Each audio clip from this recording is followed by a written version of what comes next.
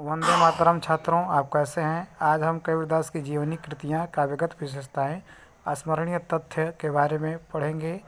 आज हम कबीरदास के जीवन परिचय को जानेंगे एवं जीवन परिचय को पढ़ेंगे। आइए चलते हैं। कौन हैं कबीरदास? आज हम इनका जीवन परिचय और बायोग्राफी जानेंगे कि कबीरदास कौन हैं, ये कैसे थे और इन्होंने कौन सी रचना की है। संत कबीरदास 15वीं सदी में हिंदी साहित्य के भक्ति काल के सबसे प्रसिद्ध कवि विचारक माने जाते हैं। इनका संबंध भक्ति काल की निर्गुण शाखा ज्ञान मार्गी उपशाखा से था। इनकी रचनाओं और गंभीर विचारों ने भक्ति काल आंदोलन को गहरे स्तर तक प्रभावित किया था। इसके साथ ही उन्होंने उस समय समाज में फैली कुरीतियों, कर्मकांड, अंधविश्वास की निंदा की और सामाजिक बुराइयों की कड़ी आलोचना की। संत कबीरदास की रचनाओं के कुछ अंश सिखों के आदि ग्रंथ में भी सम्मिलित किए गए हैं। इस तरह से आइए कबीरदास का संक्षिप्त जीवन परिचय देखते हैं। कबीर साहब का जन्म कब हुआ यह ठीक ज्ञात नहीं है, परंतु ऐसा माना जाता है कि उनका जन्म 14वीं और 15वीं शताब्दी में काशी, वर्तमान समय वाराणसी में हुआ था। कबीर के जीवन से संबंधित कई किंवदंतियाँ प्रचलित हैं कि उनका जन्म एक विधवा ब्राह्मणी के गर्भ से हुआ था, जिसको उस ब्राह्मणी ने जन्म के उपरांत ही नदी में बहा दिया था। इस तरह से आगे इनके बारे में बताया जाता है कि नीरू एवं नीमा नामक एक दूल्हा दंपत्ति को यह नदी किनारे मिले और उन्होंने ही इनका पालन पोषण किया। कबीर के गुरु का नाम संत स्वामी रामानंद था। कबीर का विवाह लोई नामक महिला से हुआ था, जिससे इन्हें कमाल एवं कमाली के रूप में 2 संतान प्राप्त हुई। अधिकांश विद्वानों के अनुसार संत कबीर का 1575 के आसपास मगहर में स्वर्गवास हुआ था। इस तरह से कबीर के बारे में बताया जाता है। कबीरदास की साहित्यिक रचनाएं।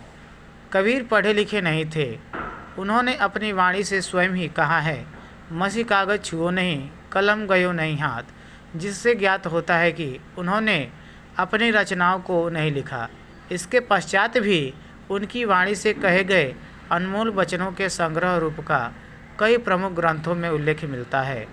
ऐसा माना जाता है कि बाद में उनके शिष्यों ने उनके वचनों का संग्रह बीजक में किया है, यानी बीजक में कबीरदास की लिखी हुई जो दोहा है वह प्रस्तुत है। इस तरह से संत कबीरदास जी को कई भाषाओं का ज्ञान था। वे साधु और संतों के साथ कई जगह भ्रमण पर जाते रहते थे, इसलिए उन्हें कई भाषाओं का ज्ञान हो गया था। इसके साथ ही कबीरदास अपने विचारों और अनुभवों को व्यक्त करने के लिए स्थानीय भाषा के शब्दों का इस्तेमाल करते थे, जिसे स्थानीय लोग उनकी वचनों को भली भांति समझ जाते थे। बता दें कि कबीरदास जी की भाषा को सधुकड़ी भाषा भी कहा जाता है। आइए कबीरदास के बारे में थोड़ी सी जानकारी प्राप्त करते हैं। कबीरदास का जीवन परिचय। जन्म स्थान सन 1398 ईस्वी काशी वाराणसी माना गया है। मृत्यु स्थान सन 1518 ईस्वी मगहर माना गया है। इनके पिता का नाम नीमा और माता का नाम नेहरू था। इस प्रकार इनका पूरा नाम संत कबीरदास था। अन्य नाम कबीर, कबीर परमेश्वर, कबीरा नाम से पुकारे जाते थे। इनका जन्म सन 1398 ईस्वी और संमत के हिसाब से 1455 विक्रमी माना जाता है। इस प्रकार इनका जन्म स्थान काशी वाराणसी उत्तर प्रदेश माना जाता है। इनका मृत्यु स्थान यानी मृत्यु सन 1518 ईस्वी एवं संमत के हिसाब से 1575 विक्रमी माना जाता है। इनका मृत्यु स्थान मगहर उत्तर प्रदेश में माना जाता है। इस प्रकार इनके माता का नाम नीमा और पिता का नाम नेहरू था। पत्नी का नाम इनके लोई था और इनके 2 संतान थे, जैसे कि इसमें बताया है। संतान कमाल पुत्र और कमारी पुत्री थी। कबीर के 2 संतान हुए थे, यानी पुत्र का नाम कमाल और पुत्री का नाम कमाली था। इनका व्यवसाय कवि संत ज्ञानाश्रयी निर्गुण समाज सुधारक थे और इनके गुरु स्वामी रामानंद थे।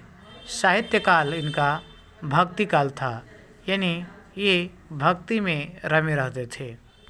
इस प्रकार इनकी भाषा सधुकड़ी, पंचमेल, खिचड़ी, अवधी आदि भाषाओं में जानी जाती है। प्रमुख रचनाएं इनकी साखी, शबद एवं रामायणी है। इस प्रकार कबीरदास का जीवन परिचय कुछ संक्षिप्त रूप में दिया गया है।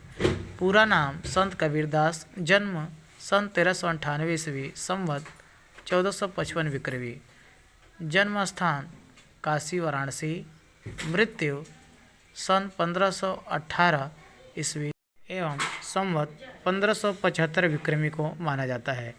माता पिता का नाम नीमा और नेहरू। रचनाएं इनकी मुख्य रचनाएं हैं साखी, शबद, रामायणी। रचनाएं आप लोग देख सकते हैं।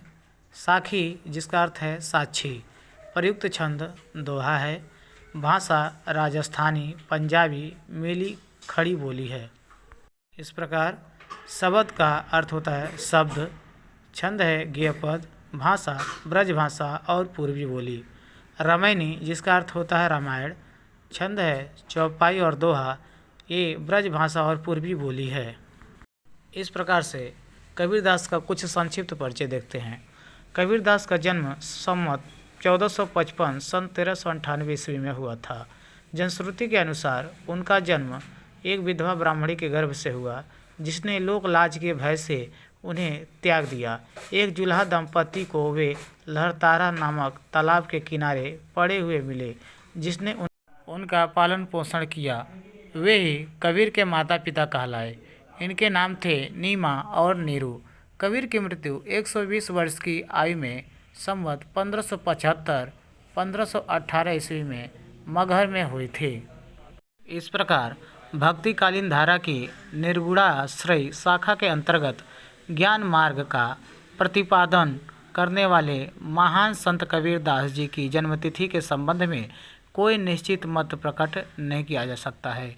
प्रामाणिक साक्ष्य उपलब्ध न होने के कारण इनके जन्म के संबंध में अनेक जनश्रुतियाँ एवं किंवदंतियाँ प्रचलित हैं। कबीर पंथ में कबीर का आविर्भाव काल संवत 1455 विक्रमी सन 1398 ईस्वी में ज्येष्ठ शुक्ल पथ पूर्णिमा को सोमवार के दिन माना जाता है।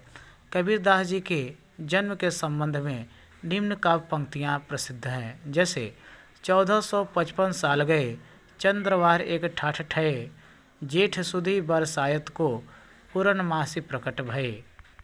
इस प्रकार भक्त परंपरा में प्रसिद्ध है कि किसी विधवा ब्राह्मणी को स्वामी रामानंद के आशीर्वाद से पुत्र उत्पन्न होने पर उसने समाज के भय से काशी के समीपस्थ लहर तालाब के किनारे फेंक दिया था, जहाँ से नीमा और नीरू नाम के जुल्हा दंपति ने उसे ले जाकर पाला पोसा और उसका नाम कबीर रखा। इस प्रकार कबीरदास जी पर बचपन से ही हिंदू और मुस्लिम दोनों धर्मों के संस्कार पड़े हैं। कबीरदास जी के जन्म स्थान के संबंध में 3 प्रकार के मत प्रचलित हैं। काशी, मगहर और आजमगढ़ जिले में बेलहरा गांव, लेकिन सर्वाधिक स्वीकार मत काशी का ही होता है। भक्त परंपरा एवं कबीर पंथ के अनुसार स्वामी रामानंद जी इनके गुरु थे, जिसकी पुष्टि स्वयं कबीरदास जी की यह पंक्तियाँ भी करती हैं। काशी में प्रकट भये रामानंद चिताए। इस कथन से इनके जन्म स्थान काशी का भी पता चलता है और इनके गुरु का नाम भी पता चलता है कि प्रसिद्ध वैष्णव संत आचार्य रामानंद जी से इन्होंने दीक्षा ग्रहण की और गुरु मंत्र के रूप में इन्हें राम नाम मिला, जो इनके जीवन की भावी साधना का आधार बना। इस प्रकार से आइए देखते हैं कबीरदास जी पे आधारित कुछ प्रश्न। आइए देखते हैं। प्रश्न है, कबीरदास कौन थे? उत्तर है, कबीरदास जी 15वीं सदी के भारतीय रहस्यवादी कवि और संत थे। आइए दूसरे प्रश्न को देखते हैं। कबीरदास का जन्म कब हुआ था?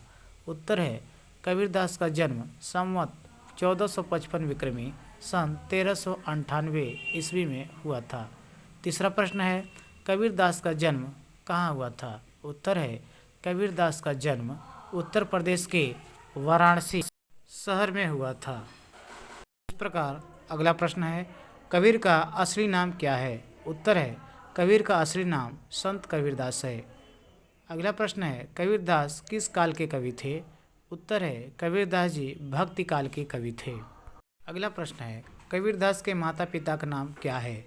कबीरदास के माता जी का नाम नीमा और पिता का नाम नीरू था। अगला प्रश्न है, कबीरदास की पत्नी का क्या नाम था? कबीरदास की पत्नी का नाम लोई था। अगला प्रश्न है, कबीरदास के गुरु का नाम क्या था? उत्तर है, कबीरदास के गुरु का नाम स्वामी रामानंद था। प्रश्न है, कबीरदास की मृत्यु कब हुई थी? उत्तर है, कबीरदास की मृत्यु संवत 1575 विक्रमी सन 1518 ईस्वी में हुई थी। आइए काव्यखंड के अंतर्गत आपके पुस्तक के आधार पर कबीरदास के जीवन परिचय को स्पष्ट करते हैं। एनसीईआरटी के आधार पर कबीर के जन्म और मृत्यु के बारे में अनेक किंवदंतियाँ प्रचलित हैं। कहा जाता है कि सन 1398 में काशी में उनका जन्म हुआ और सन 1518 के आसपास मगहर में देहांत। कबीर ने विधिवत शिक्षा नहीं पाई थी, परंतु सत्संग, पर्यटन तथा अनुभवों से उन्होंने ज्ञान प्राप्त किया था। भक्तिकालीन निर्गुण संत परंपरा के प्रमुख कवि कबीर की रचनाएं मुख्यतः कबीर ग्रंथावली में संग्रहित हैं, किंतु कबीर पंथ में उनकी रचनाओं का संग्रह बीजक ही प्रमाणिक माना जाता है। कुछ रचनाएं गुरु ग्रंथ साहब में भी संकलित है। से आगे बताया जाता है, कबीर अत्यंत उदार, निर्भय तथा सद्गृहस्थ संत थे। राम और रहीम की एकता में विश्वास रखने वाले कबीर ने ईश्वर के नाम पर चलने वाले हर तरह के पाखंड, भेदभाव और कर्मकांड का खंडन किया। उन्होंने अपने काव्य में धार्मिक और सामाजिक भेदभाव से मुक्त मनुष्य की कल्पना की। ईश्वर प्रेम, ज्ञान तथा वैराग, गुरु भक्ति, सत्संग और साधु महिमा के साथ आत्मबोध और जगत बोध की अभिव्यक्ति उनके काव्य में हुई है। कबीर की भाषा की सहजता ही उनकी काव्यात्मकता की शक्ति है। जनभाषा के निकट होने के कारण उनकी काव्य भाषा में दार्शनिक चिंतन को सरल ढंग से व्यक्त करने की ताकत है। इस प्रकार यहाँ संकलित साखियों में प्रेम का महत्व, संत के लक्षण, ज्ञान की महिमा, बाह्य आडंबरों का विरोध आदि भावों का उल्लेख हुआ है। पहले शब्द पद में बाह्य आडंबरों का विरोध एवं अपने भीतर ही ईश्वर की व्याप्ति का संकेत है, तो दूसरे शब्द में ज्ञान की आंधी के रूपक के सहारे ज्ञान के महत्व का वर्णन है। कबीर कहते हैं कि ज्ञान की सहायता से मनुष्य अपनी दुर्बलताओं से मुक्त होता है। इस प्रकार कबीरदास का जीवन परिचय समाप्त होता है। आप लोग कबीरदास के जीवन परिचय से अवगत हुए। फिर मिलेंगे अगली वीडियो के साथ कबीरदास के दोहे को लेकर। तब तक के लिए धन्यवाद। वंदे मातरम। नमस्कार।